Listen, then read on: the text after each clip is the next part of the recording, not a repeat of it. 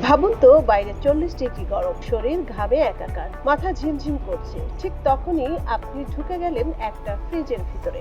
না, খাবার রাখার ফ্রিজে নয়, এটা মানুষের জন্য তৈরি ফ্রিজ। শুনতে সিনেমার গল্প মনে হলেও এটাই এখন বাস্তব। জাপান তৈরি করেছে অভিনব প্রযুক্তি ডোহিয়েমন।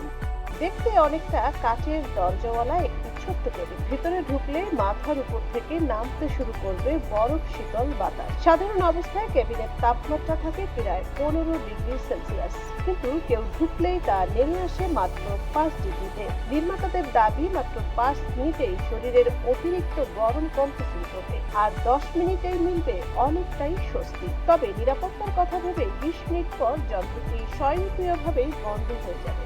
এই মানুষের ফ্রিজ তৈরি করেছে জাপানের SDR-SO ট্রাস্কো নাকায়ামা। মূলত কারখানা, অফিস এবং রোদে কাজ করা শ্রমিকদের জন্যই এটি তৈরি করা হয়েছে।